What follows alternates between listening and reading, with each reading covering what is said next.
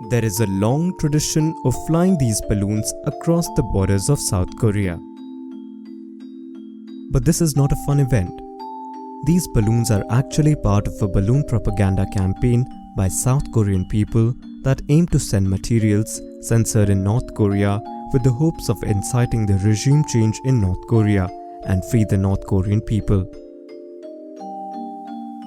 South Korean government too has always stood for the idea of democracy and has shown relentless support for the people suffering in North Korea.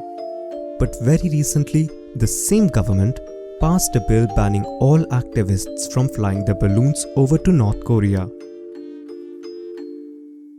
Since the Korean War, relations between North and South Korea have been heavily strained. Though the South Korean government has initiated many summits and dialogues in the past, but when dealing with the land of dictatorship, the results are rarely successful. Banning propaganda leaflets by balloon toward North Korea was another attempt by the South Korean government of improving their relationship by appeasing the dictator of North Korea. But what's ironic is the fact that this move by the democratic Korea has been labeled as undemocratic. The criminalizing of flying leaflets balloons is facing backlash from opposition leaders and international organizations dedicated to human rights, as well as from domestic civic groups for what they claimed is a violation of freedom of expression. To understand the prominence of this bill, we must look at the importance of balloon propaganda in the Korean region. Propaganda leaflets attacking each other's regimes have been exchanged by the two Korean governments for decades, since their 1950-53 civil wars, as part of a never-ending psychological warfare campaign.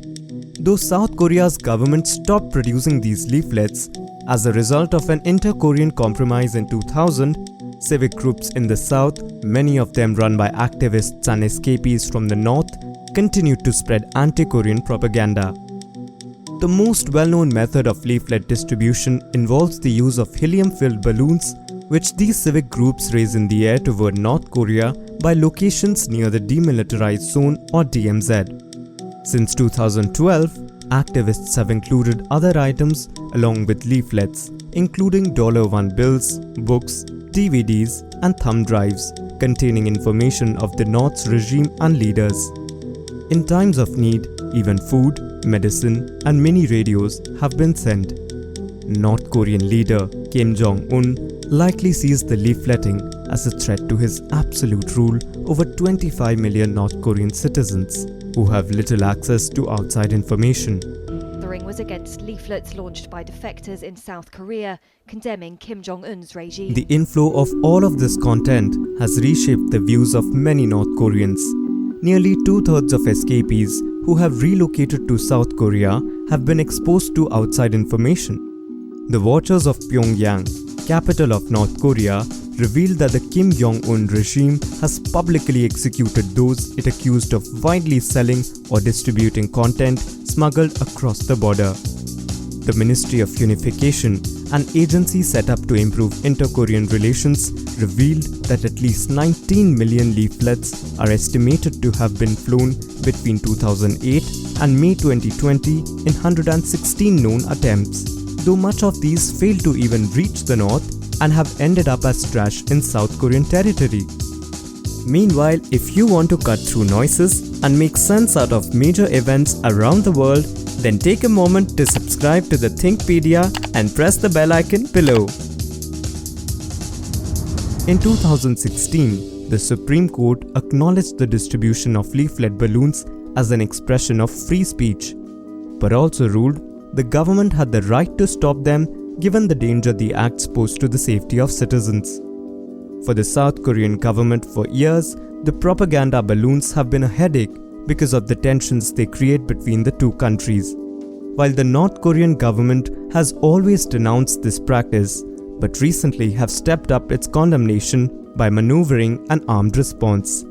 And in 2014, North Korean troops opened fire at propaganda balloons flying toward their territory.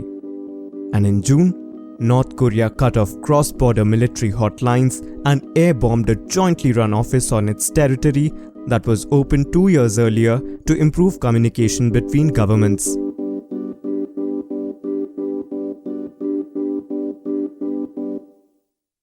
Kim Yo-jong, the powerful sister of North Korea's leader, blamed the leafletting campaigns of de facto organizations in the South for the breakdown of relations, calling them human scum in official media. She even threatened to attack the activists on South Korean soil. So in response, South Korea's ruling party used its large majority in the National Assembly to pass this bill. It imposes a maximum prison sentence of up to 3 years or a fine of up to $27,000 if caught spreading items like leaflets, printouts, money, or electronic storage devices near the inter-Korean border with the intention of sending them to the north. The government is assuring the people of South Korea that the new restrictions against anti-North Korean regime materials were necessary to protect the safety of South Koreans living near the border and to uphold inter-Korean agreements. Meanwhile, the opposition party had opposed the bill by leaving the parliament before the bill was to vote as a symbol of protest. The opposition party legislator Tae Yong-ho, also a former North Korean diplomat, said, "It is a pity the National Assembly follows the instruction of Kim Yo-jong to North Korea to tell the truth because North Koreans have the right to know." The move has also caught the American eye. Representative Chris Smith, chairman of the US Congressional Human Rights Commission, said that the department will re-evaluate South Korea's commitment to democratic values. Human Rights Watch, the New York-based organization conducting investigations of human rights abuses around the world, commented that the proposed law would also make engaging in humanitarianism and human rights activism a criminal offense. Here's South Korean government coming with the beliefs of democracy, settlement of a dispute with dialogue, is indeed finding itself in a tough spot given North Korea grows more and more aggressive in its response. Nonetheless, for a flourishing democratic country like South Korea with influential human rights organization and politically aware citizens, warming itself up to the dictator-led North Korea is not going to be easy.